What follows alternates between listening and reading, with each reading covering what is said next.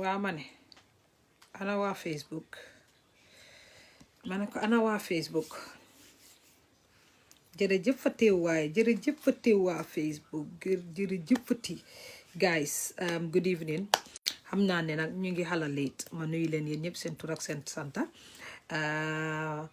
ngeen wax ne nag ngeen baal ma aha ngeen xam ne tamit ne nu mu tudda Mariam dafa xala busy so because seen show bi is the 29 so we were running late because dafa war a dem nu mu tudda rehearsal jóge si rehearsal bi ba pare mu ngi or xale bi yoru la ndeysaan dafa or mu ngi or 6 days yi utee naa man mu ngi or tamit mu war a dem xam nga dog or lekka prepare pour hot seat bi so ma ne xaaral ma may ko time mu get ready waaye xam naa ne lu mu jamp yéen a ngi xaar because ma xale bi bugga naa ngeen ñëw nag support ko parce que Mariam nag man fii laa ko teg fii kii teg ko fii ñaari yëpp xale bi man maa ko bugga rek ndig mun a woy so guys ma nuyu leen again welcome to the hot seat like I said dama nekk di am allergy reaction so dinaa nekk di a lot baleen ma rek uncivilized but as you guys know ñun suñ sojee wala ñu am dara daa mu dee dem problème ana Aida yaa ngi nii de ana jaañ naar wana naa ne ñi sant jaañ dañ bëgg a take over suma plateforme bi I don't even get it yéen seen support lan la jaañe ni da ngeen bëgg a suñ leen attaqué ma ñëw xeexal leen ma xeex fa di whole jaañ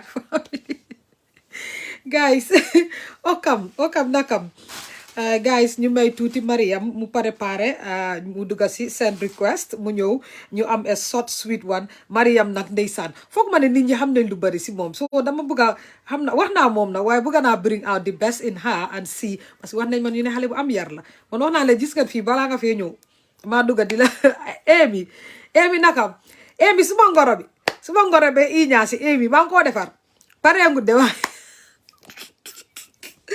xale bu góor ma teg condition bi waaye xoolal bi man du ma dee give up de kii wax naa leen dama koo téye by force kii dama koo téye laaxa ko yaaxa ko Aida nga ne daka Aida man ma dee give up de góor gi maa leen toog fii ne dama ko bugga dinaa ko lijjanti so guys ñu may Mariam rek mu préparé dugga si Mariam su fekkee yaa ngi foofu noonu man xam naa ne Barham moo laa nekk di la sonal di la wax ne xaaral mun ngaa dugga si ñu am a quick one nag dégg naa Mariam nag xale bu yaru la ndeysaan ñu ne xale bu quiet bu yaru so man su ma waxee ni dafa yaru rek dama dee yërëm duma dee bugga xam nga di la yëngal di la xam nga rek man dama uppal buggoon naa koo laaj yu tànga waaye ndeysaan ñu ne ma dafa yaru ruskat la lii daf mën a xari buñ ma ko waxee rek ma sedda si saa si yërëm ko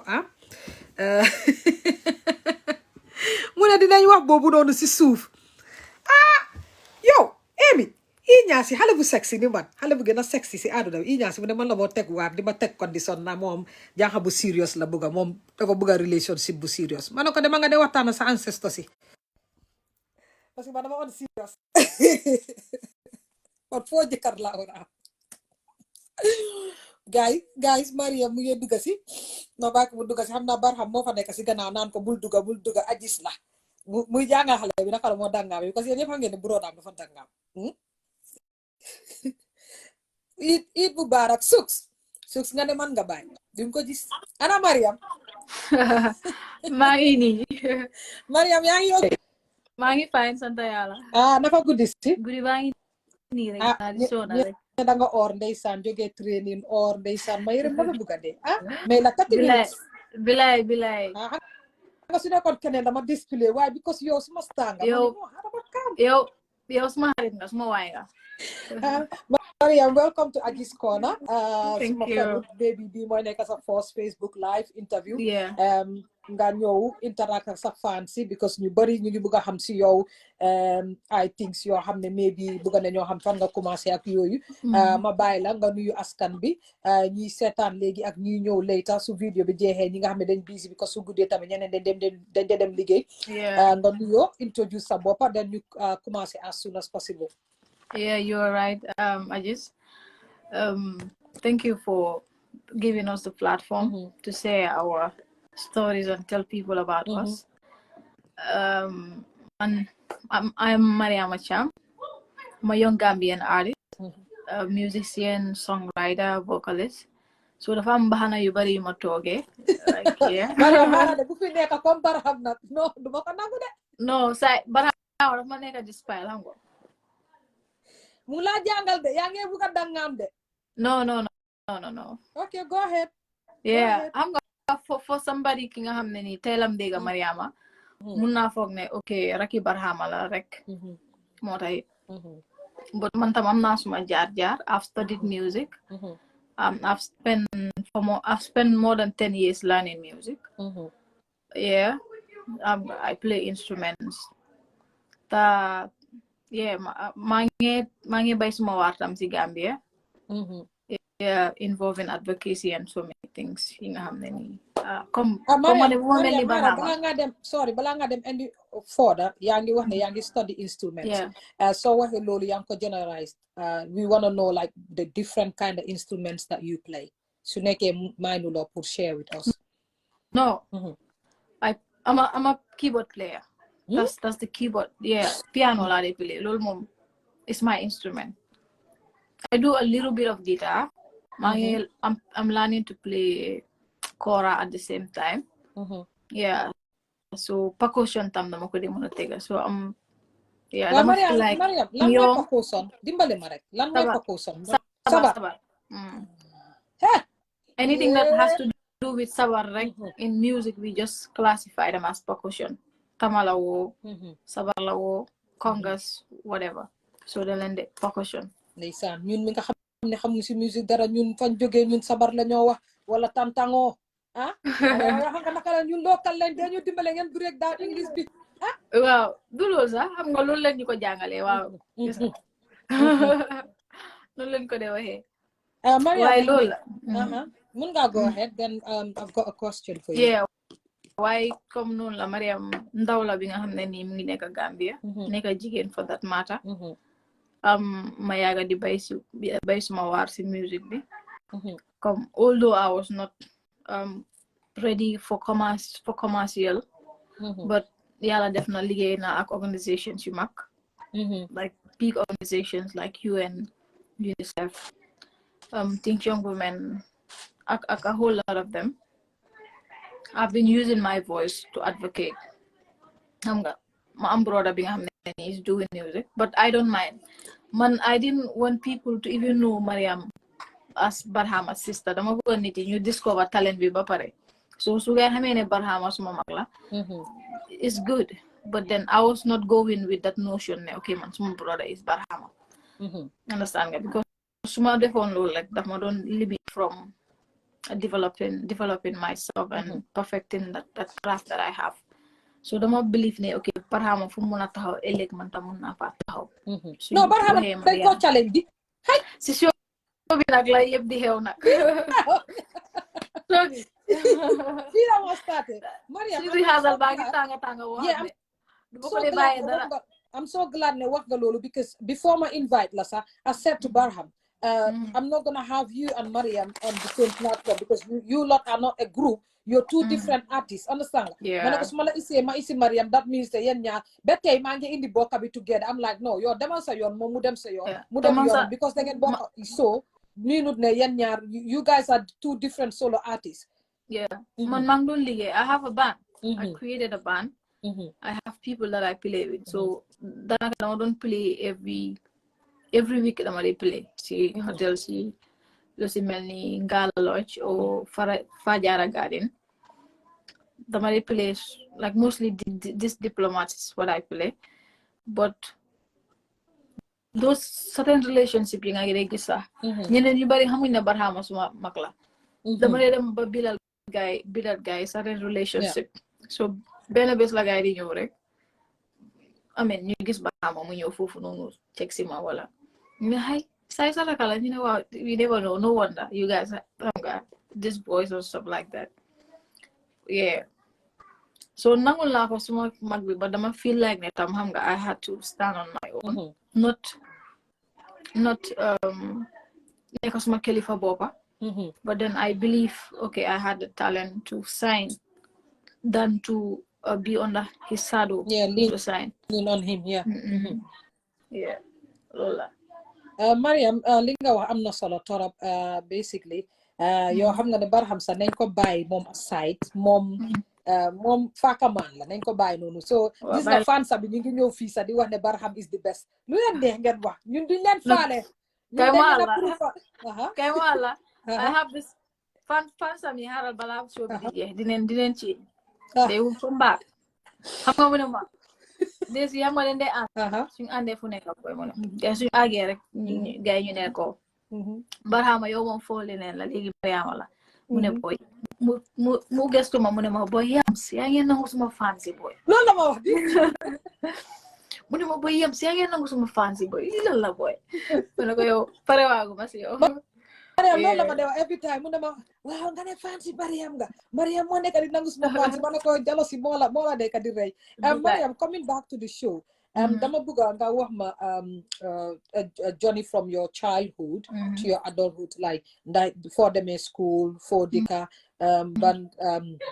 ban school ndax yaa ngi dem school right now so I just want to know like sa whole journey from childhood to adulthood by music if you can summarize it for us please. Yeah, I mean, xam nga juddu naa si family bi nga xam ne nii well my dad is an imam so in a respectable setup ma juddu like I love music from my tender ages time bu ma nekkee xale as 3, 4, 5 years my family could relate ne kii has some artistic talent yu nekk si moom yeah so noonu Sanjaba laa nekk ma dem primary school bi jógee foofu dem Bakote Upper yeah I was so bright as an academics as a jangis so because why believe more okay this dream of mine could one day become true because how the society sees you as an artist talk less of if you were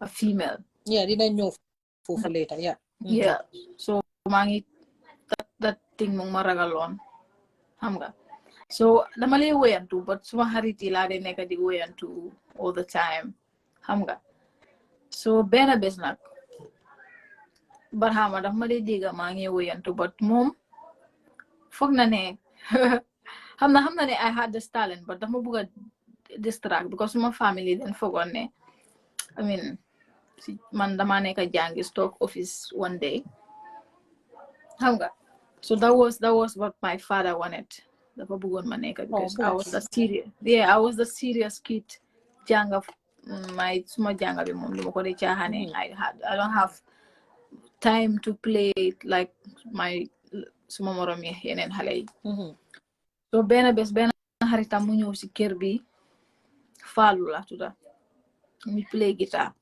daf lay ñëw si kër bi rek mu ne ko xaaral I have this opportunity let me buy my own suma sister daf ma dee sonal wante dama ko bëgg a just jaani ko rek pour mu xam ne music is not for her pour mu dem concentrate ci jàngam bi so loolu bu loolu amee tasi mu ooma mu ne ma Yams ma ne ko na mu ne ma kaay dama dee sonal boy léegi kaay woy ma am jaama ma ne ko okay baax na but I was super excited that time so excited comme ne okay at least somebody has realized my talent my passion yeah my talent yeah so mu ooma bu ma ooyee mu ñëw mu ne play hold the guitar and play few chords so today expectation guy waxuñ ma fii laa war a duggee or fii moo chords bi or fii this is the key of it I just get in the song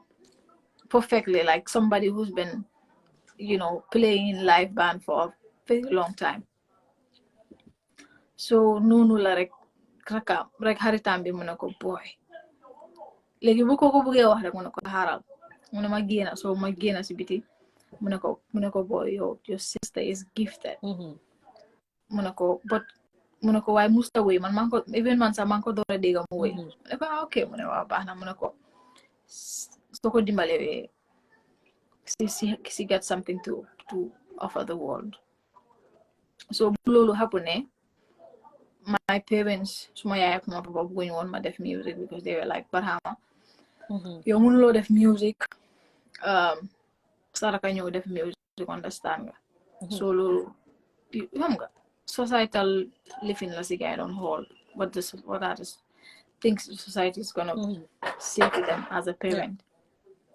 So loolu bu mu happen mu fought for me. So léegi suma parents yi ñu ne ko suma yaay ak suma papa ñu ne ko waa léegi baax na comme sadaka la, understand nga moom daf ma téye comme doom sax because suñ relationship is more than just a brother. Comme doom daf ma def comme doom mu ne ko waa léegi yow xam nga EMC is under your care, understand nga, but these are the conditions la tegal. If she has to do music, she has to upgrade in her academics more than like she has been.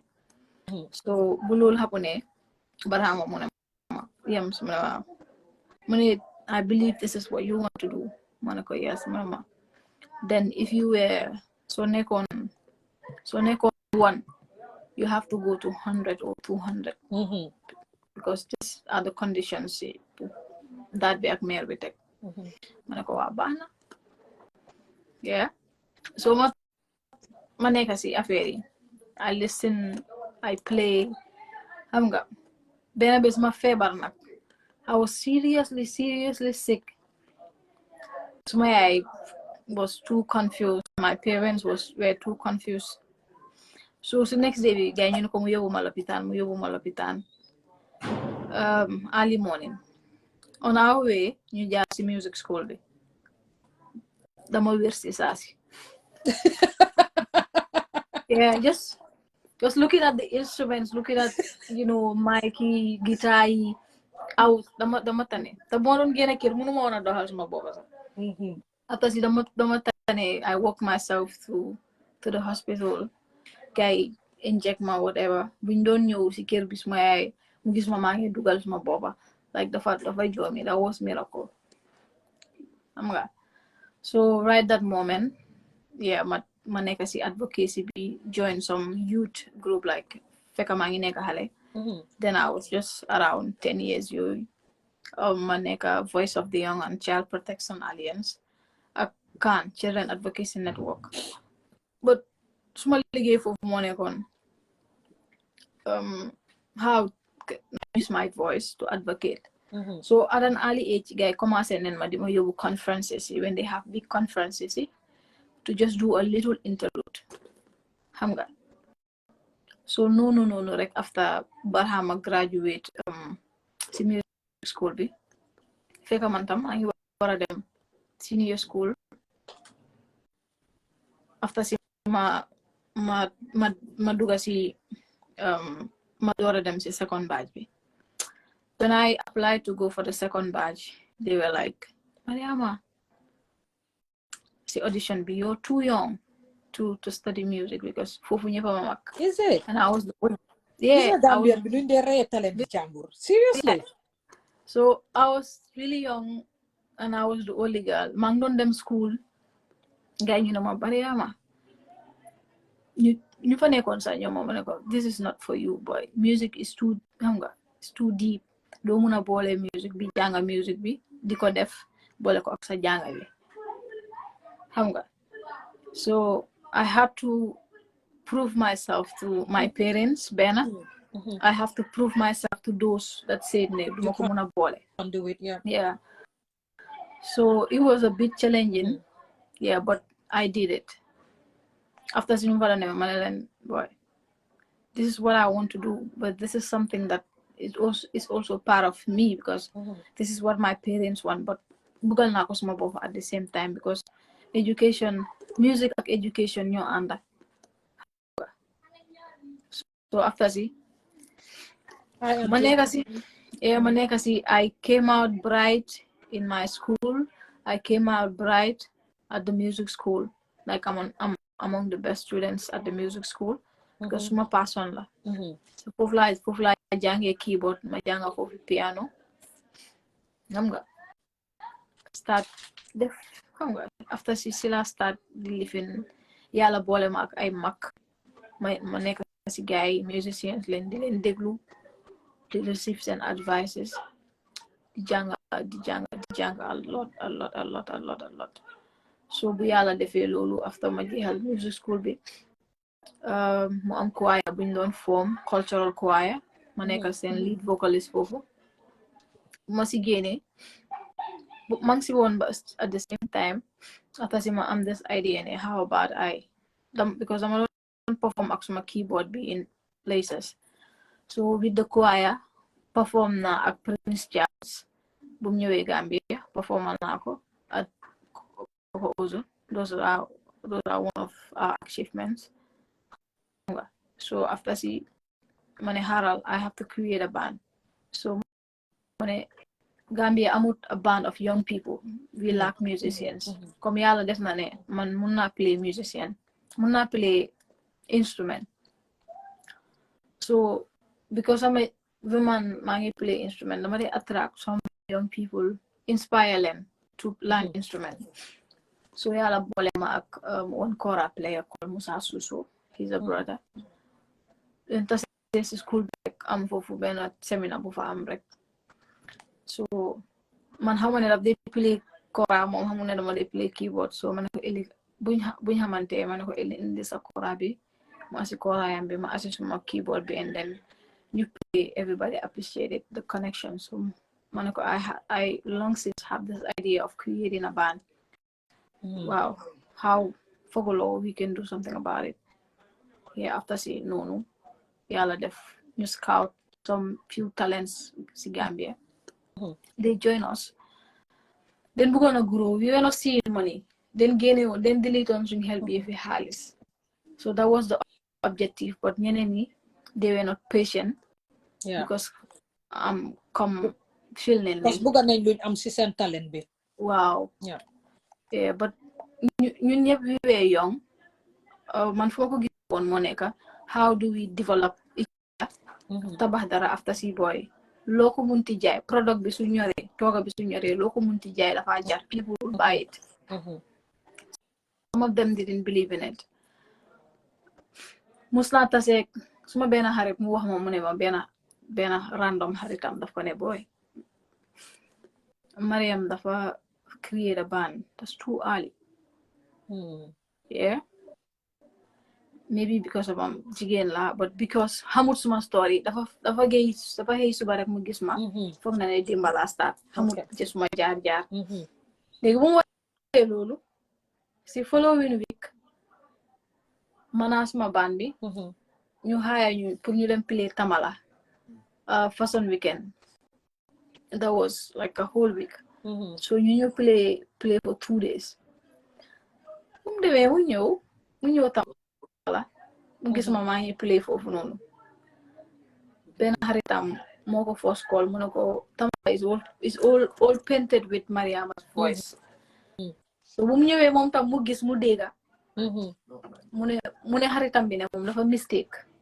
like he didn't know ne amoon na comme like I was that good ma ne ko because fiñ starté la understand nga moo tax it comme dama dee advice moom morom yi ñu bari ñi nga xam ne ni dee wanna do music xam nga live in society bi nga xam ne ni music respecting ko comme like other countries yeah but narrative boobu ñun suñ maasi boobu leen bugg a change yeah yàlla mënoon naa def leneen si ñun without music we could have been somewhere else bokk si xam nga ñuy dogal si dëkk bi wala xam nga dara but yàlla baat bu neex bi wala music wisdom la si ñun rek pour ñu mën a try how best to influence change si suñ environment bi taman foofu rek laa ko gisee so loolu la def si jaar sometimes ma dem rehearsal duma dee am pass xam nga wara dox Westfield ba Sanjaba that's too far demaa ñëw because after si Barhama daf doon wane waaw Mariam relaxal but man dama feel like ne su ma war a relax any single day defuma dara this is my career I've failed so sometimes dama ko dee xam nga because my parents mère bi ak dad bi moom dañ ko wax ne yaa nekk papa am léegi ñun we don't know so sometimes ma laaj ko pass sax mu ne ma boy yam relaxal tey duma jox pass ko dem de dama dee xaar ba mu dugga néegam rek again, I Nga dof dem. have to walk. Yeah, I have to walk from Sanchaba to Westfield with my keyboard, and I have to come back from Westfield to Sanchaba. Hamga. So, tell me, yeah. Mariam, Mariam, I'm not solo torop. That shows how much you love your music career. Yeah. And not so difficult on lulu do don neka te finger don neka because all those times that you walked them for no spend go the trains of voice or trains of baba pour get to where you wanna get to. Suma delo back mangi dega yangi wax ne perform ga acquire if that is right. Yeah. I wanna know like a daughter of an imam mu wara perform si choir because tey soo seetloo yow nga nekk muslim sa papa nekk muslim mu nekk sax imam sa famille yëpp nekk muslim choir bi soxla la mu nekk music nga war a dem si church bi or wherever it is but it has to do with Christianity nga war fa perform. How did your family feel about this and did you have any issues because tey soo seetloo Mariam bu yàggu nii rek ñu ngi wax Gambia ne am na jaay Muslim brothers and sisters of Muslim people that went on to put a fight si church bu nekkoon next door. You being a daughter of an imam nga war a dem si beneen religion dimbale leen ñu perform ak sa talent. How did your family feel about that? Yeah, I'm good. Some family they have understanding. Tamantam I understand, I know, I learn. And I understand this phrase that yala bung lakum dinikum waliyad-din. Understand? Yeah. So man suma faith suma demon suma munona dem si pop bi sax dem ba Rome sax do don't second my faith. Yeah. Understand nga? Choir bi was a cultural choir. Is a cultural troupe. Choir, understand nga? We have Muslims and we have Christians. Yala dogal na okay as you know part of the main vocalist in the choir. So choir is not like a Christian choir, sir. It's like a cultural choir formed by Mamadou Sabali. Yeah. Taps they've done summer camp every year. So boom decided okay, boom realizing they are young talented vocalists. Mom ak jabaram and TJ you decide to form this choir. SLA cultural choir. So for Flaneka. But then small family mom ñoom den understand but taxa xam nga den ma xam xam nga mun nga jur doom mun nga am a family member doo ko xam te nga gis mu mel neneen nga ne ok kii xameewu ma ko understand nga waaye daf den ma xam so doo mun a prang suma family sax nga wax leen dara about man lu fa nekk moom dala ko sorry yeah. So my family but they know and understand me that so much. So my lolo dal taman mom that phrase I understand it. I have friends that are Christians. Sujuli jote ma invite leen New Yorker xam nga su Christmas jote Easter ma demalante ak guy xam nga sing some of their songs. So xam nga Gambia mom it's known for that. Definitely. Religious tolerance da fi yaga neka. Gambia mom amut hajak sen amut Christian bi amut Muslim you don't know. Because usually jote ñun ñëpp ko de celebrate andor. So Christmas jote Easter jote we all celebrate it together. Xam nga. So foog naa loolu mom waruñoo try waruñu ko shaken at no cost. And try that relationship that bond us together because am na fi ay family si nga xam ne si biir family bi ñi Christian leen ñi Muslim leen so ñooñu deret daf leen boole xam nga so tolerance ak moo fa war a duga pour ku nekk xam ne ok xam nga kii suma morom fii la féete suma morom fii la féete but despite the fact we are family we are brothers yeah ku si nekk na gom fu mu gom rek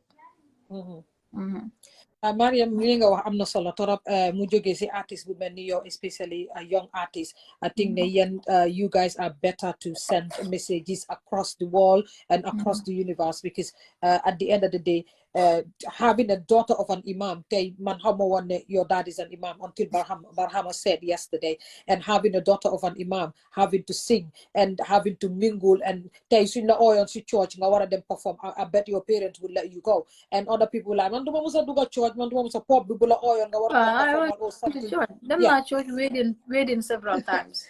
exactly. Friends, yeah. I went to church, but I have a friend who's a pastor.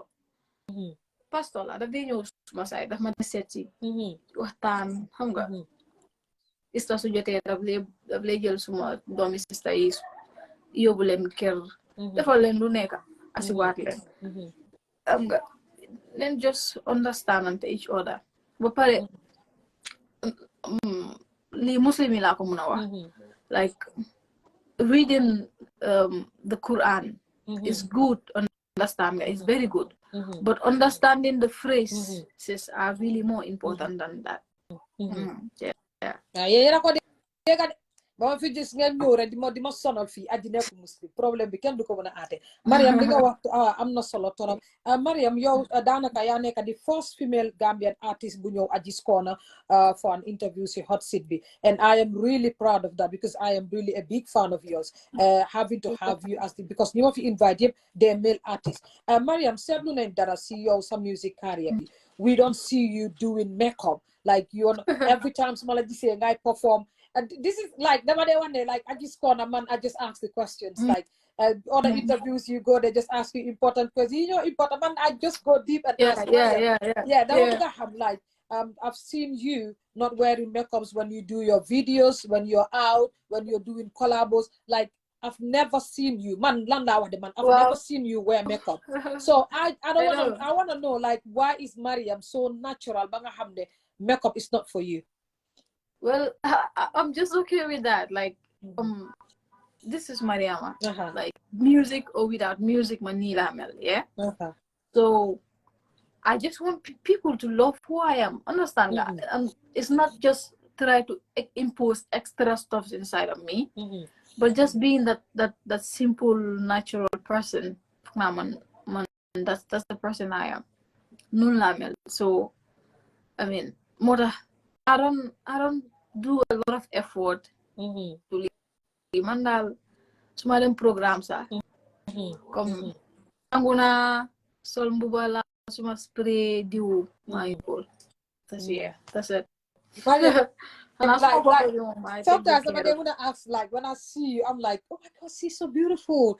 And I bet other Gambians will like that. If she touches the little bit foundation or do the brows and all of that. So Mariam, are we not then what I expect like maybe you're thinking like I'm too young for this, or this is me, I want to be natural, so in the future not then what I expect that Mariam, I want to see one day a Mariam with a makeup and see how that looks on you. So are we expecting anything like that?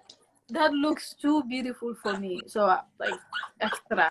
But dañoo daanu leer. No, like I'm what the problem is. I'm just man buma too much attention. Is it? Understand nga? Dama dee rus. Yeah, dama dee rus like when I have so much concentration on me. Dama dee rus. So I don't just want to be extra. I just want to be simple. Let them feel the voice. Let them just feel the voice. Mariam, well, if you asking us to feel the voice, you don't have to, because Mariam, as a fan, each time you sing, I'm a goosebump. And I don't know if you're getting ready, but before you go, you have to sing for Aji's Corner. So get ready for that. Mariam, because so as I'm a guest on Aji's Corner, I'm gonna try to dig deeper and get to know the person before bringing them on. So when I asked I was told yo ruskat nga danga bari kersa torop ruskat nga, I was like, oh wow, really? Okay. Mun ma xam nga yéen a ngeen dee rus waaye soo leen nekk si stage bi téye mic bi rek ngeen bàyyeen dëkk rus bi dem. Loolu sax like I start developing it because ak suma band bi dama lay amaa ñu gay problem. Sometimes we go places, meet important people, so they be like Mariama jëlal number.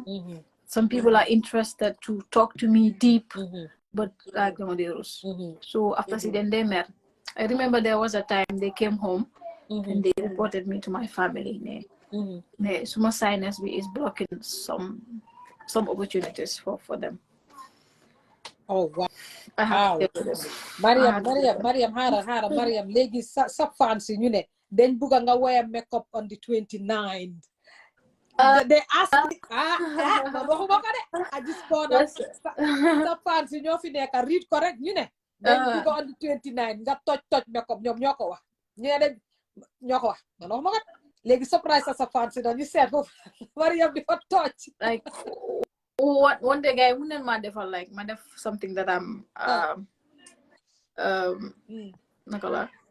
that I'm comfortable with, right? So Mariam nanga bëgg wax ne so on the 29 ñun duñ gis makeup sax benn yoon no Mariam no di ngeen gis sanse bu nice na way makeup ni Mustafa mu ne no makeup ba gis nga góor yéen Mustafa yéen ana sa yoon si makeup Mustafa bàyyi bu ñu yaxa suy sooba Mariam li nga wax am na solo torop. I respect the fact ne you just go for natural beauty. Someone like me, man suma génn si di def suma life shows yi most of the time I just apply foundation like quickly and come and see because sama waxee makeup al sa boppa bi laay walaay talaay suma pinki panta suma boppa danga sima sa boppa waaw soob du am so moo tax ma day ñëw rek jël foundation rek teg man suma makeup boobu mu nice rek xamal ne nit a ma defal makeup boobu and I respect you for that because nit ki yow yaa moom sa boppa pour ne okay this is me. This is where you find yourself and what you are happy with. If you want to do something, you're still young. If you want to do later on something like wear makeup or whatever, it's okay for you. No. Mariam, again, dama dee seetlu ne am nga man sax music la rek yeah but I've never been to clubs sax déedéet kañ ma diggante ak yàlla yow lay demee club yow sax ba imam la boo demee club dootoo ko defati no am naa xarit yi nga xam ne nii xëy na mënoon naa leen di toppa suma parents yi dañ ma óolu right now nii sax comme fu tollu nii sax sometimes xam nga dañ ma dee mën a may that liberty to have fun as long as man kenn du ko may liberty de doomi imam boo may fii liberty mu def fi lu mu fi war a def may man dama xam fu ma jógee nag like I always consider my parents in the society so gisee lu tax ma dee comport in a certain way wala duma solu in a certain way ak lan lay wax ak whatever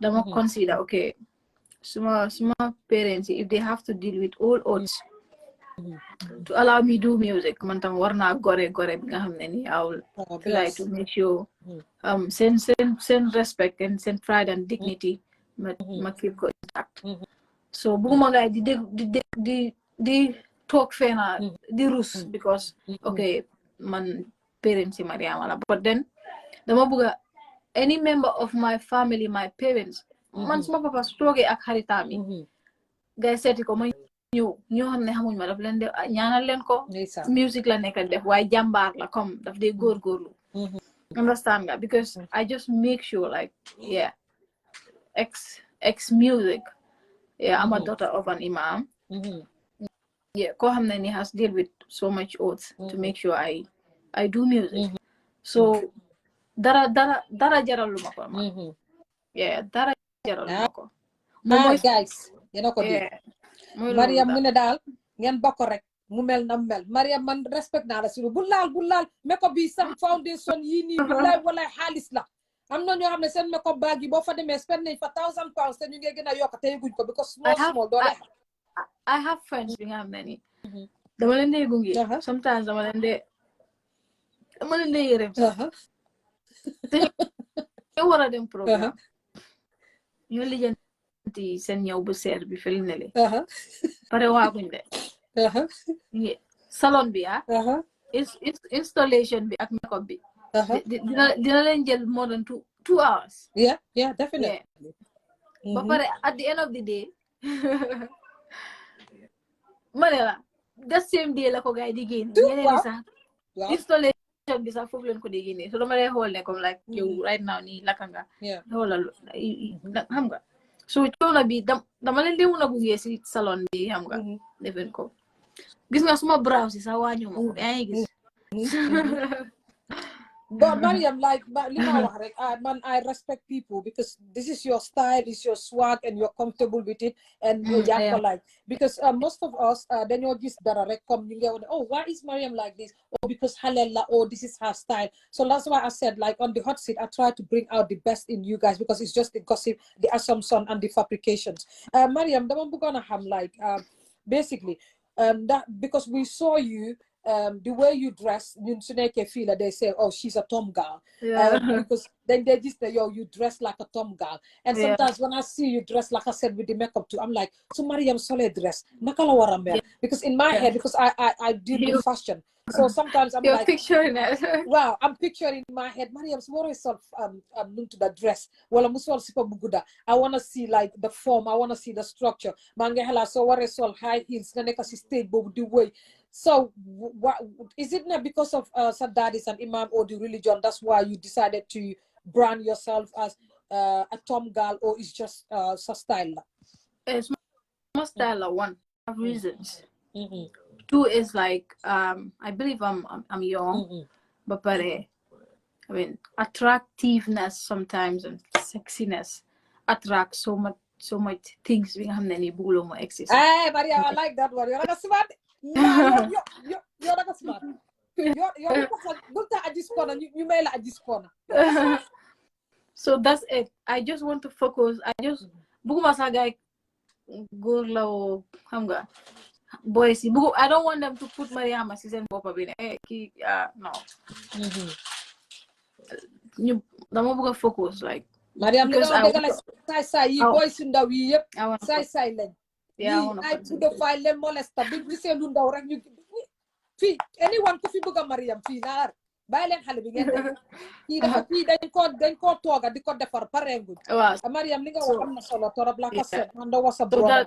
That's one of the reasons why I wear like that. Yeah, Manda was a brother. I'm not solo Manda was a brother. You having to be a female artist. Nga neka si industry bi nga neka hale neka jigen having to have men around you, then you have the music industry is male dominated and it's less than 99.9 men. So having you top percent male artists, both of this, I'm a group of 5 people, 10 people, they handle and you know they don't make a friend. I'm like having to have you there, perform train mingle spend most of your time with them, sharing ideas, going to meetings, concert. Your life is revolved around men when it comes to music. So Mandawa Barhamne, how much is he protecting you from these male artists, male fans, male all of that? So because society bunjege, especially Gambians, you don't harass jigen sa fok na new coaches. Mariam, like being a female musician, how far and how are you dealing with men having to inbox you, call you, yola buga, yola ni damalanyo setsi? How are you dealing with that kind of situation? I am a gender activist. Yeah. So I've gone with so many organizations in and out of within Gambia to talk to people, women from different regions of this country about their problem. So when it comes to gender violence, gender issues, I know a lot about it. So, but then before Barhama, Dima protect, I protect myself first because buldega. Suma seringo ba bi angol wax mu ne jigen mu ne góor la jigen su góor luwe góor la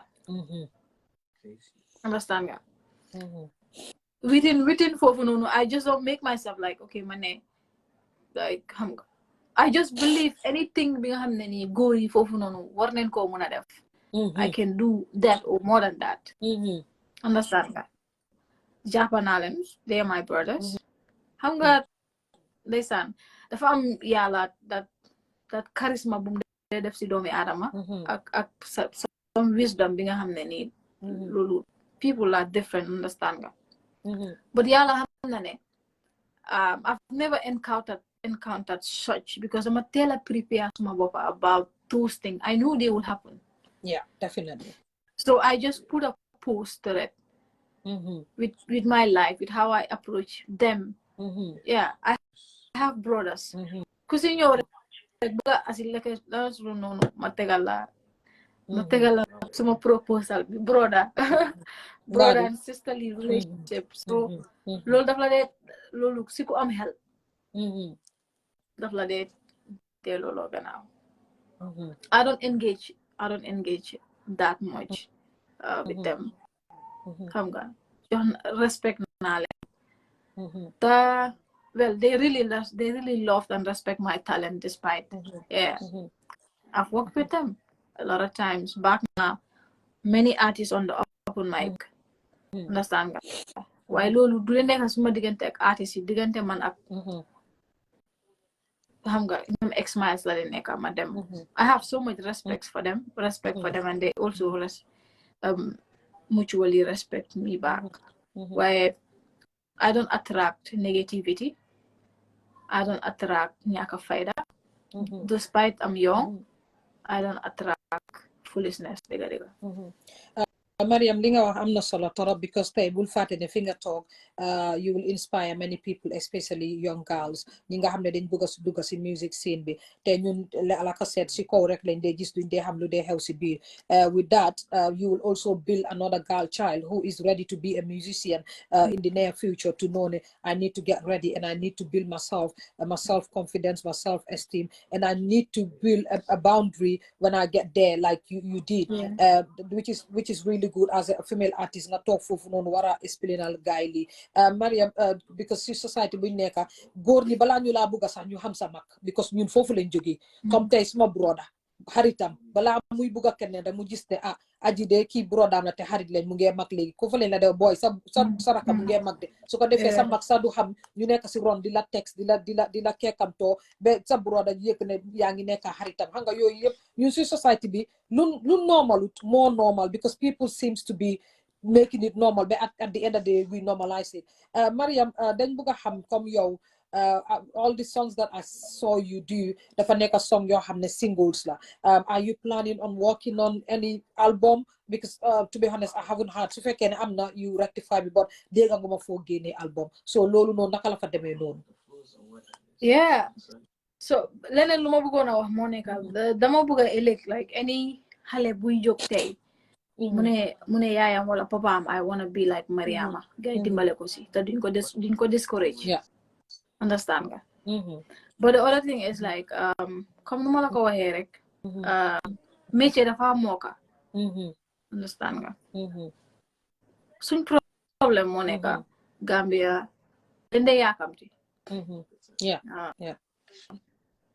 talent it takes years boy to develop your craft soo bàyyee xel artistes yu bari ñu fi dégg si àdduna bi def xam nga work a lot so Gambia ñun most of the time di nga am benn hit di nga am benn single rek nga foog ne yaa si nekk def nga sa boppa star benn yoon understand nga léegi star boo nekk yaa ngi ibil sa boppa bunta yeneen bunta waaye di nga dem ba benn site di nga feel ne ok yow ñoruloo da nga war a delluwaat pour job understand nga wala da nga war a dem si kanam soo demee si kanam that's the end of you te soo demee delluwaat si gannaaw that's the end of you so you dang dee nekk situation boo xam ne you're doomed ñu bari loolu moo leen yaaxal but then soo jëlee sa time nga def looy def yëpp comme ñu ne ren garab si kaw lay fekkante nga dem develop sa bopp that much after si boy waxuma noppa bu wérul de but noppa bu wér su la déggee dina xam ne kii dafa liggéey man nag si loolu la nekkoon I've spent really long time métier bi laa bëgg a def dama si bëgg a sigil Gambia comme I'm not doing music to have views I'm not doing music pour feesal pencami hall no I want to impact lives positively bëgg naa win Grammy bëgg naa win Kora Award bëgg naa win disque d'or te loolu quality music moo ma ko mën a may understand nga moo tax I spend most of my time learning songs yoo dee gis yi singles yi most of them are project songs yu ma defal yeneen organizations xam nga but then come one thing that I want people to know is like comme li nga jaay moo la jaay but I'm not if you really work so hard you don't struggle that hard to get up there. am na benn time last year xam nga yaa ngi wax ne I don't have an album yet.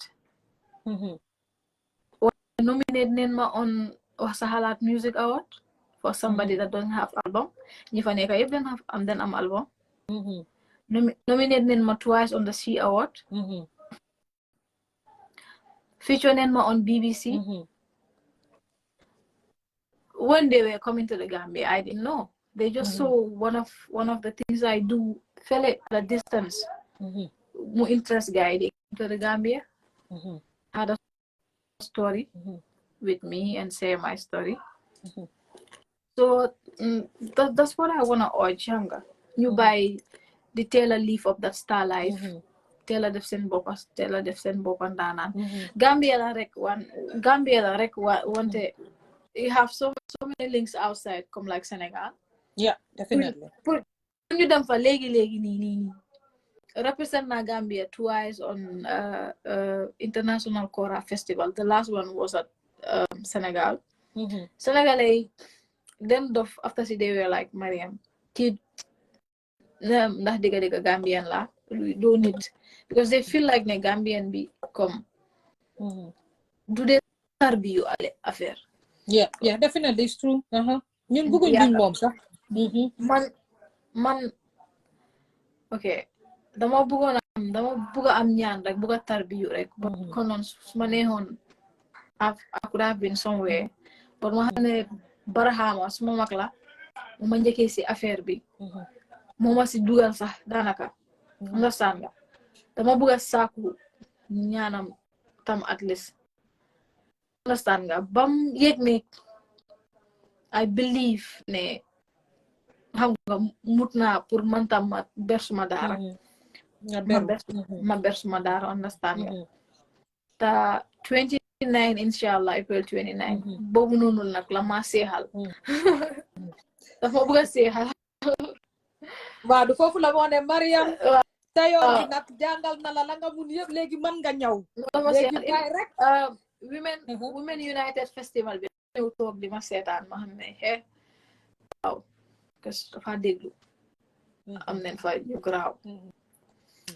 dama woy ba mun ta taxaw comme like fa mel ni kuréel leen ko doon maas mu ñëw taxaw boy xoolal dama dee yuxu xoolal after si du ko dee mun a muy tat bu ma paree like but then I was happy that I made him proud because product am la xam nga inspire na ma to do music so su ma mënee taxaw fele ne le def extra of it daf ko kontaan lo so moo mean ne that means ne Barhama is a successful artist ku war a defar Mariama xam nga kooku noonu is somebody else. Mariam yaa ngi promote man nit ki de nga ko promote am naa mu ngi toog foofu sa boor sax di wax naan di def naan nii duñ dee jubóo nag xam nga dama ko dee ruus waaye moom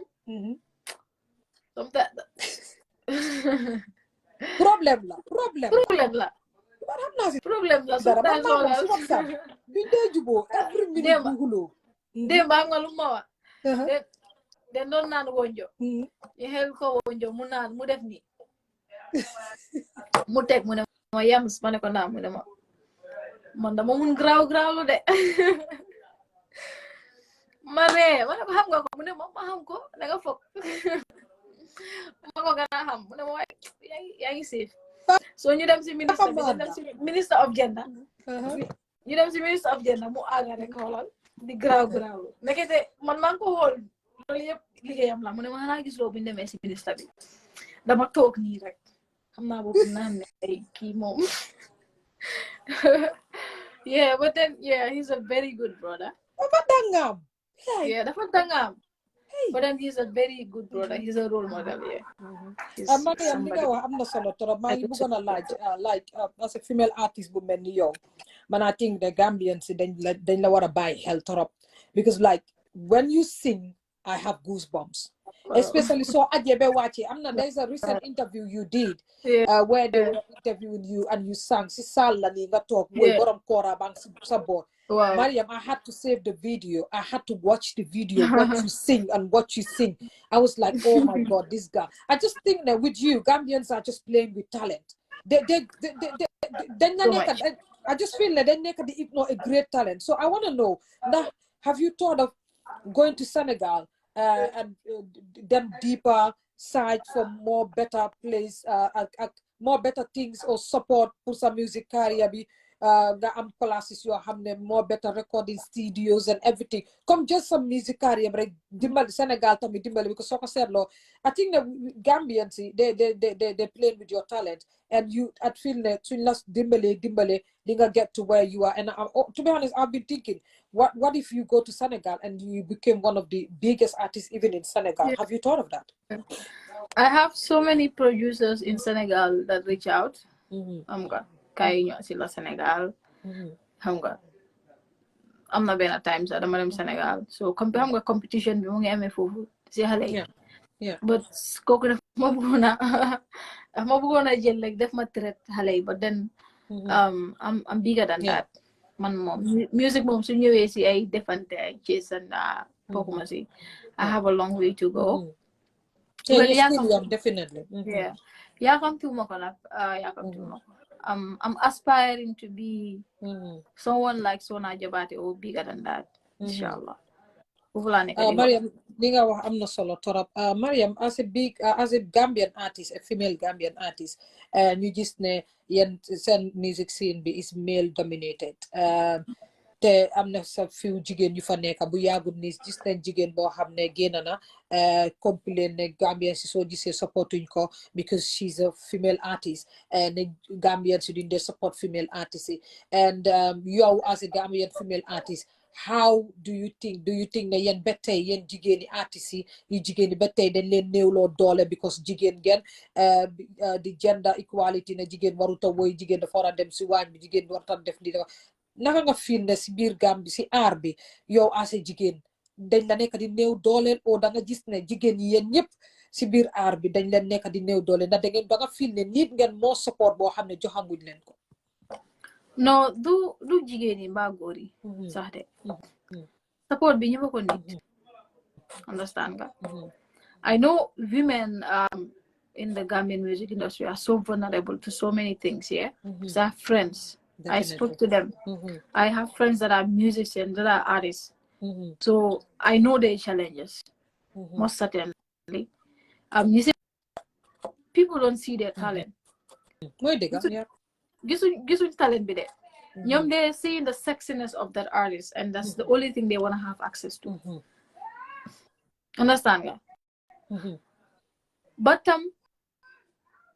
you see, buddy, I'm not fan de blame. I always advise pull yakamti. Your sa talent bi mun na la may lo halat si aduna. As long as it's purely and mungfa. Understand nga? Because you're a musician, nekk nga artist. You want to get up there ta jarulo si lada bi. Lolu am. Fo nga jaar si lada bi. Lada bi nak challenges yang fa. Gomal sa bop, xamal sa bop There are so many challenges you fa nekka. You should be an artist, man. What like a whole package. Bi nga xamne nobody is going to resist you. Xam nga fu ma waxe.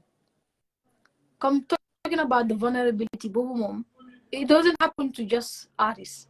Yeah. In general, workplace. Ak fu munti nekka.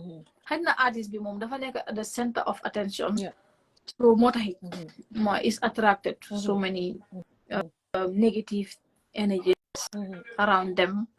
But then jàppale bi moom foofu si góor yi ak si jigéen yëpp la war a nekk but then jigéen yi moom dafa war am effort bu si gaay bu gën a war a yokka but then nga man nag nu ma jàppee si moom I'm not seeing myself as one female there ko foo xam ne den ko war a jàppale kese de I feel I'm strong because certain things suñ ko dee oyal suñ bopp that shows ne okay we are weak we are incapable to achieve so many things. We cannot do it on our own. We can do it, man. Lu ñu war a encourage moo nekk develop sa boppa, whether they come or not. You're able to prove out yourself. Gambian music, we all know it's struggling a lot. Yeah, definitely. People think even male artists, they have the support, boy.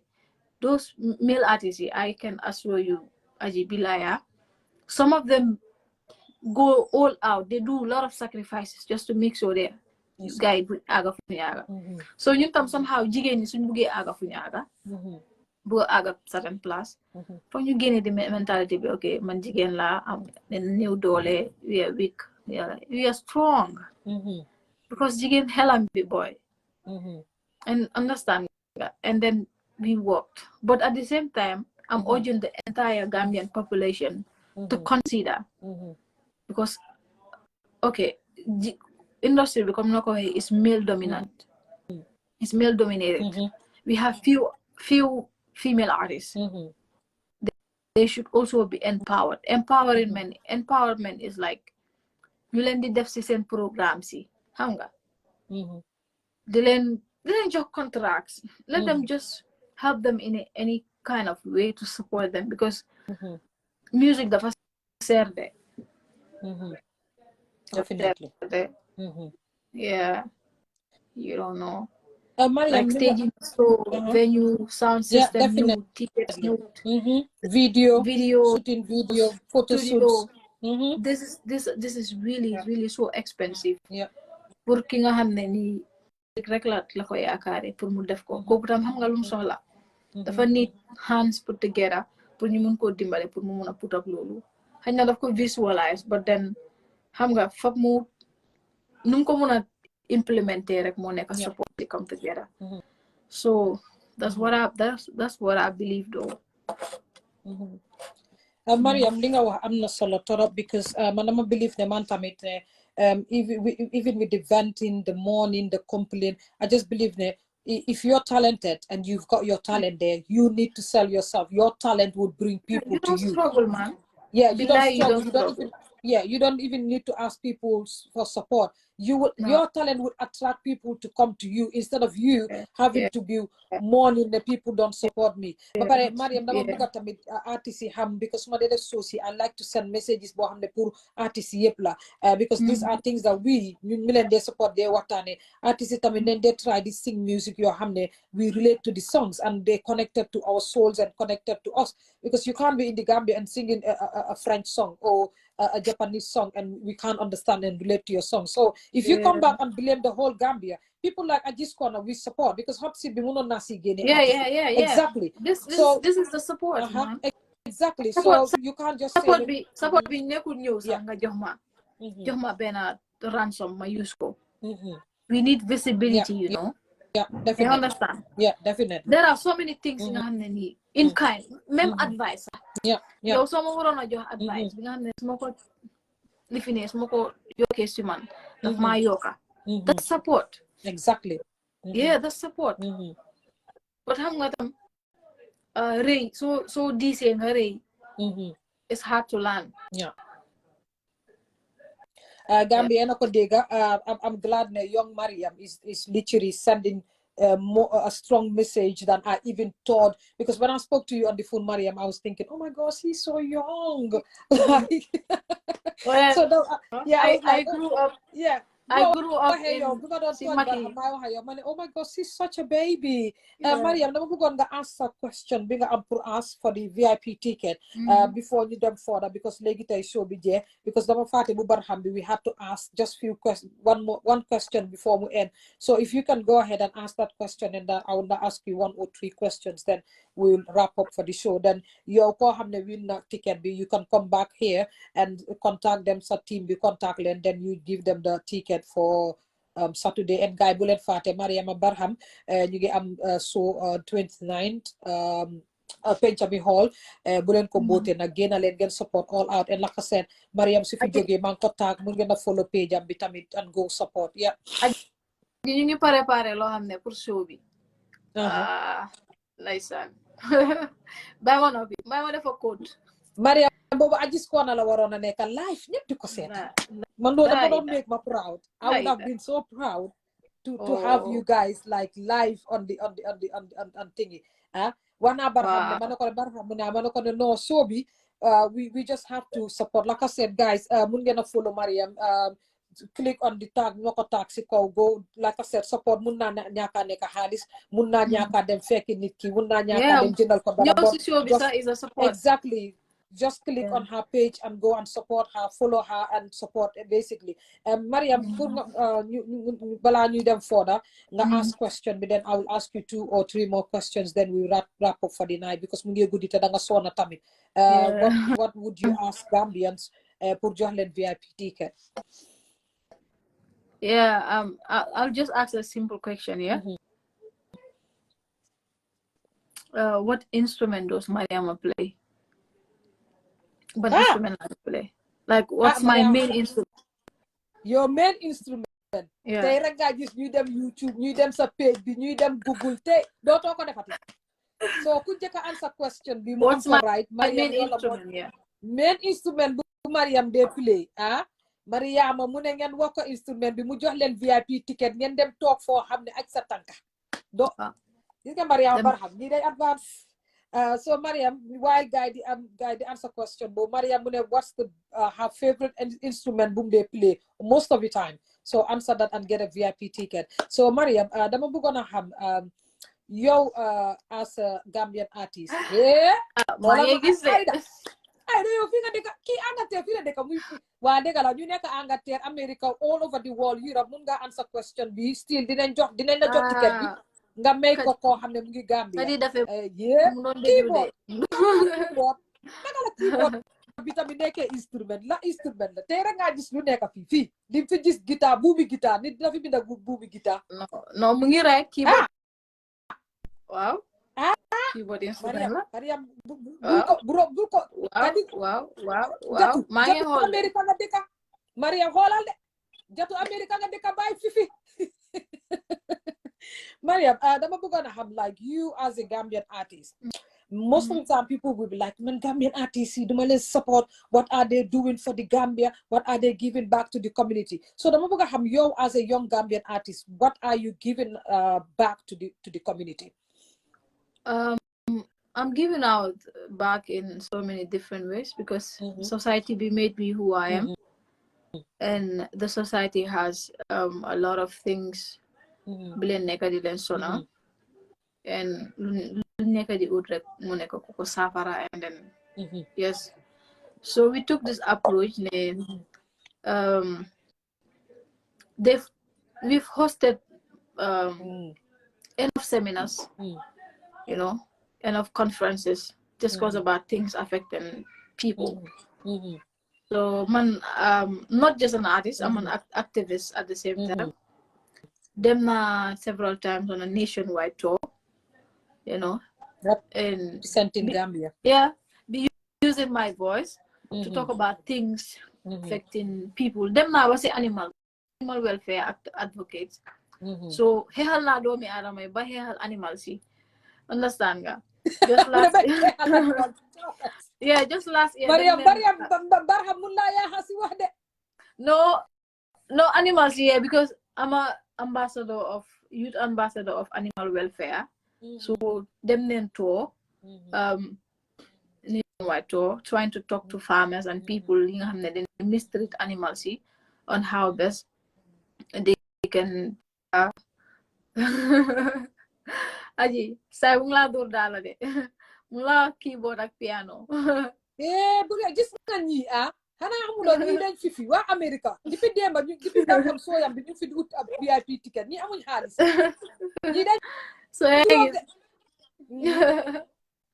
so loolu la fa demee I've been trying to use that end. So tadamare sometimes we go to tanka suñ demee foofu endu foofu noonu ak gaay because they are family, you know, they are part of us. Suñ fa enduwee whole day jox leen ay clothes, jox leen lekka ba pare entertain leen. So that's the most loolu laa gën like nag sometimes ma fa demee I just feel ne Domi Adama is just Domi Adama. It's nothing more than that. So then they just wow. So it taught me how spiritually, how strong music is to influence and to influence people, mind, thoughts, and whatever. But how music contribute in healing souls, understand nga? Because dang day dem fofu nga ko xamne dañ ko jappé dof ya nga play music mo la daha way mo la daha feature. They dance on the timing, they dance on the beat. Sometimes I sing songs that they can relate, do it together, hamga. So it's really nice. It's really nice. Come, I'm not Mariam, seeing loolu am na music solo. to just rhythm. Come when you feature, I see music bigger than that. Before my Mariam, sa embark. fans yi ñu ngi laajte sorry balaa ma fàtte sa fans yi ñu ngi laajte ndax am nga YouTube channel. They wanna just go to your channel too and subscribe. I have a YouTube channel. Yeah, Mariam, luy sa channel bi turam, then they can go and subscribe Yeah, and support too because they wanna support.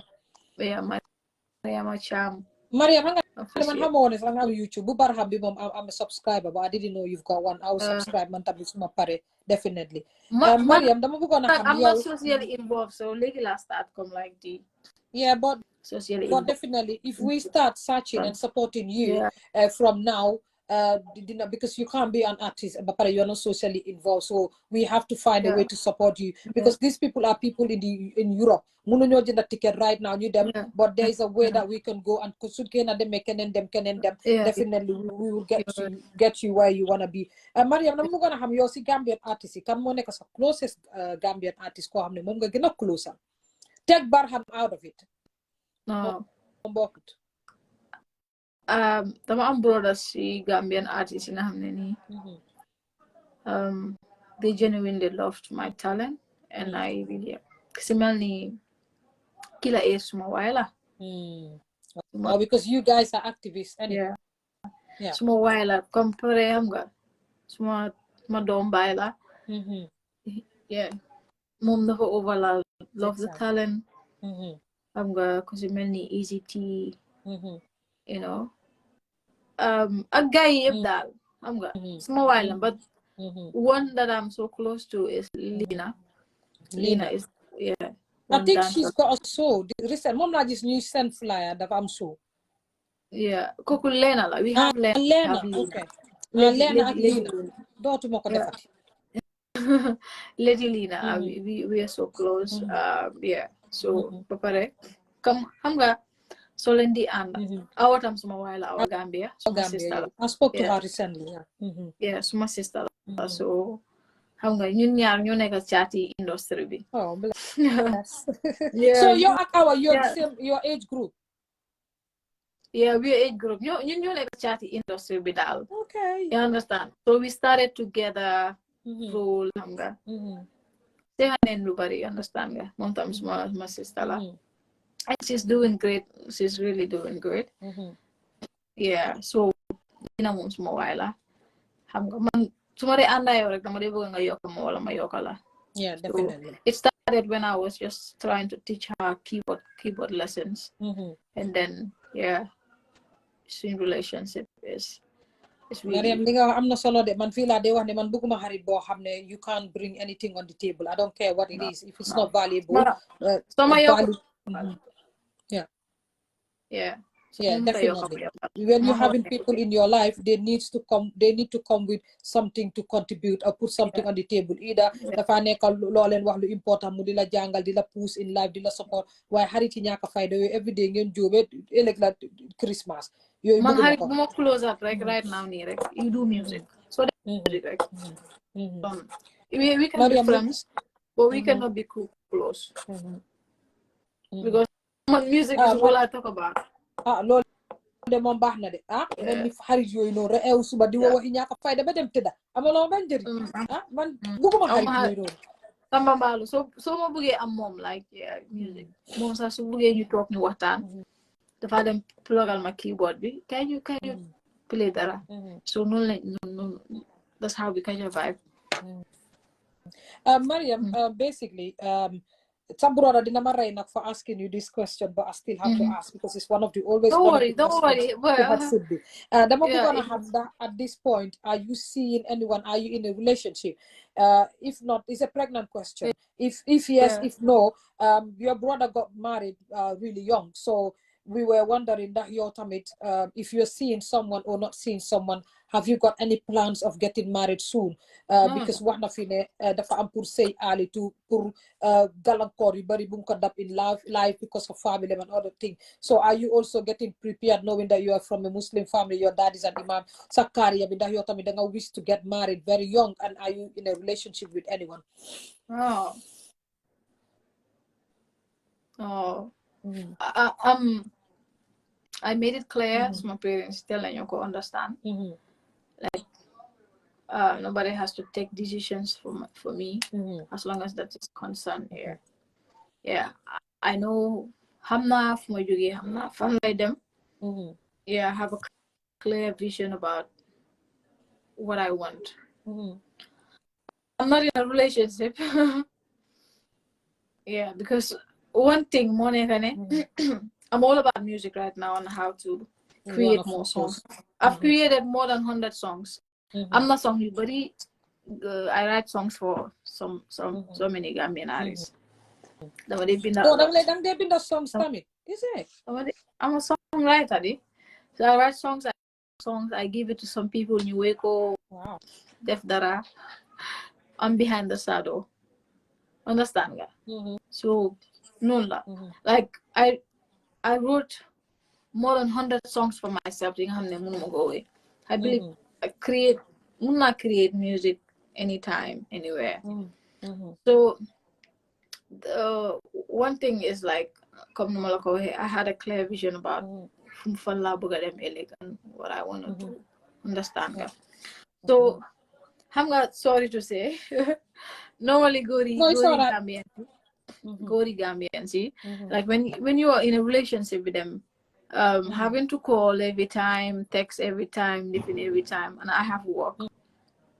Come on a normal basis, the money play every day sometimes. Every day I have jigs. I have to play. So munuma come right now ni them I was out the whole day having meetings, blah blah, rehearsals, manu sona, and then nga bugo ma disturb si ay waxi ñaka fayda text loma lifin loma ni xam nga. So the relationship has to deal with commitment. And okay, so much duge dama feel na so much duge and I'm not committed to the person bumako say. That's not fair. You leading them on here. It's not fair. Yeah. So I just believe yeah, I don't want to do that. So much duge like have to commit myself to it. This is how it has to be. Yeah. Mariam, dinga wax nonu make na sense tar gori gambe li la len de every day si platform bi da ngeen muna call muna text yeen sen love yep 5 but very yeah good yeen nit su nit waré nelaw si ngeen de yeen sen love mo metti amu tak téléphone 24 hours ñu dañ leen liggéey wan naa leen ne xaalis boo leen def spend si téléphone bi suñ ñu ko doon fay di ko rich ne ñun ñëpp dem leen liggéey ñu liggéey Mariam, thank you very much. Ma wax la Mariam nu tudda bala nga dem ma bëggoon nga wax ñu yow like just to send a message out there tey xam nga fi nga tollu ni many young girls dinañ look up to you Mariam maa ngi am artist na Gambian artist la I'm looking forward pour yow nga liggéey ak moom so I will not now but very soon I will have to contact you because I want you to be on a song with the person. So very soon I will work on that.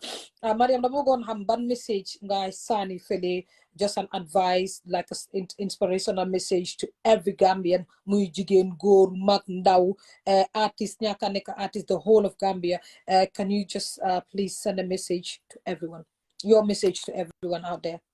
Yeah, my first message to everyone is like let's remember, like, believe like Adunabi is just like a single compound right now. And then let's just try to empathize and have sympathy for one another.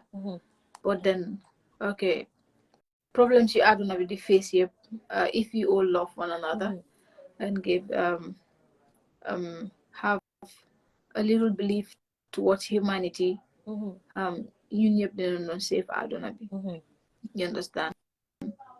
And then for Gambia, I just want every Gambian out there, ki nga xam ne ni your umbilical cord is buried in this country, or somehow you have a Gambian background. Man suma boss bere wu ko fofu de man duma Gambia. Yeah, to just have, let's just rebuild this hope in Gambians. We can do it. You can do it no matter what. Gambia is a blessed country. It's really beautiful. But to the youths out there, come ndar sorti. I mean, everybody needs to have a story, because one point in time, Bena Bes dina am another Mariama in Gambia or elsewhere being a the same part la choose. So my story, or I just story is gonna be is gonna serve as guidance towards them. So you always remember Lulu. But then April 29. April 29 Mariam mu ne ngeen dem seetaan ko di ngeen dégg ko woy be dootoo leen ko defa doo leen bëgg a bi da ngeen a soobi kii dañoo ko téye samp ko si stage bi. Lu musta am Gambia la ñuy def. moom ngeen a def de. Mariam yow óolu naa la yow wax naa la foog nga liggéey suma artiste bi yow foog nga liggéey suma artiste bi. Comme bilay. It's like I attend more than 10 years of working. Loolu yëpp laa bëgg a wàccee si benn night. Mariam di ñu rey di. Bye dafa danka rek daf ñu danka yërëm ñu. No. Yërëm. No. Comme ni ko Mariam bëgg neen laada bi bëgg neen like def show on Saturday. ñu jógee si aga feneen. Mariam definitely dina am, and like I said, this corner is here for you. Baraham dafa wax ne daf ma jox sa number, so what he didn't get to send me the number. Please so pare send me some number. Like I said, I would love to keep in touch with you. dafa am ne dama la nangu. Wait, every day muna Daisa muna boy sandi ki naa la seen number ngeen muna wax directly, because dama am pour contact ko foo leen toolu naka la maa ngi bila yeah definitely nga bëgg you stay in touch anywhere anyhow that I can support if you've got anything that you want me to share, because like I said, you're still young and man dañ ma support Gambians ñoo ma support nurture ma ba ma tey ma mun a toog from a big platform ma jógee fa ñëw am suma own platform ma mun a toog fi benn mun a waxtaane yow tey Gambians ñoo nekk si gannaaw kon man tamit buñ ma supportooy ba suma platform bi tey mu mel ni war naa mun a support ndawi Gambia yi nga xam ne lii mooy seen passion. Like you said, feebar nga fi ñu yóbbu la waaj laa yóbbu lopitaan nga gis instruments or studio and you got literally better. This is it for me. I told them suma feebare or ma feel down or ma feel depressed suma taalee caméra bi I feel better because it's my passion. It lifts up your spirit. So loolu understand nañ ko.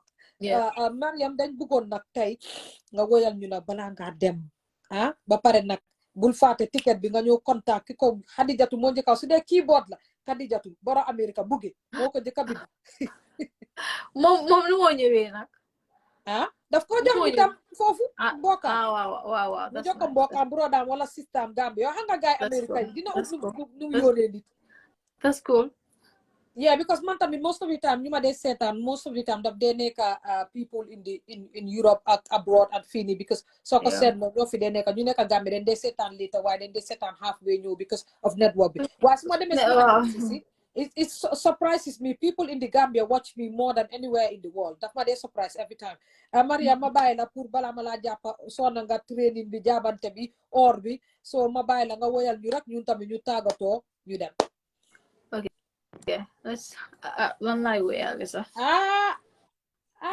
Yow ka woyal Ajis Corner wala nga woyal public bi wala nga woyal ñun ñëpp ñu dem tëddi.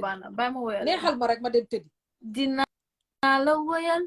Dinaa la lebal, dinaa la woyal, dinaa la lebal, dinaa la woyal, dinaa la lebal, baby. Si bëggee ci fere, dinaa la woyal, dinaa la lebal, dinaa la woyal, dinaa la lebal. fulbe aji aji tey ma woyala man tey ma woyala man ni gedele xaalis bi bala iñaan seetaane jëleen way wi Mariam am 20 pounds man jëla fi teewoo ak yéen tey ji si Ajis Corner di wax ak yéen di wax ak yéen aji moo fi askan wi di leen andil loo leen bugg a xam di leen bégal te di leen inform yéen ñi may seetaan yéen ñi may seetaan man de woy naa leen Hadi dafe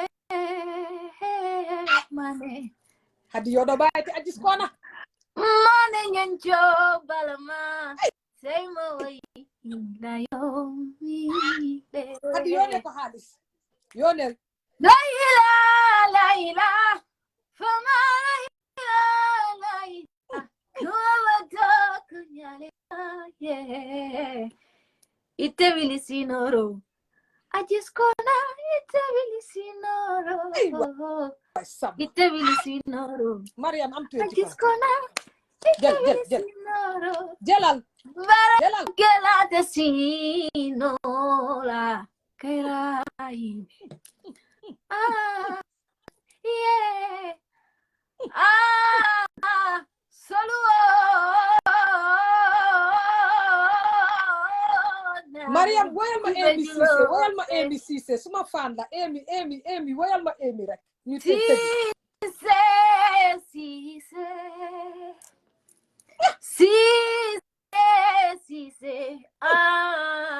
Amy Cissé Cissé ngana mandi moy jane ngana mandi moy wasam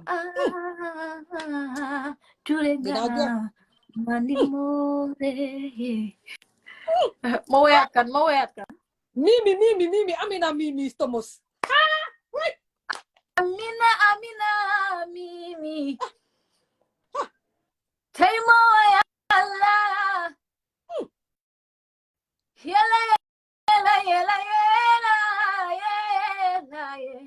yela bumi kola yela wena ko Amina Mimi Thomas oyat kan Aida woyal ma Aida Fati kooku suma xarit la suma doom day nekku fi waay woy ko Aida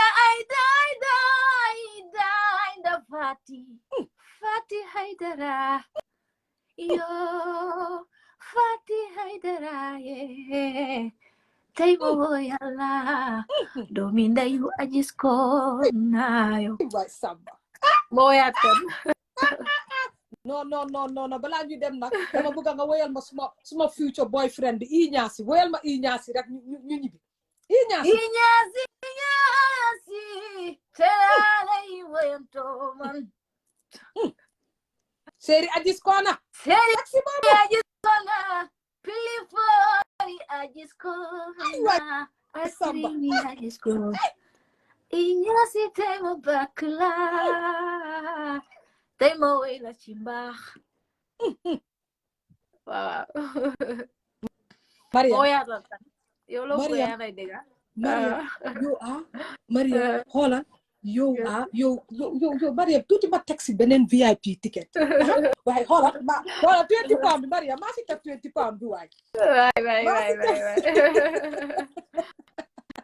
xoolal Moustapha mu ne ma yaa soobi ma ne Mariam dafa dem dafa war a ticket boy sambi Mariam, thank you very much. Thank you very much. I really appreciate your time. Hola guys, ñu ngi may xaalis Aida dugala xaalis ma account bi mu ne woy rek la def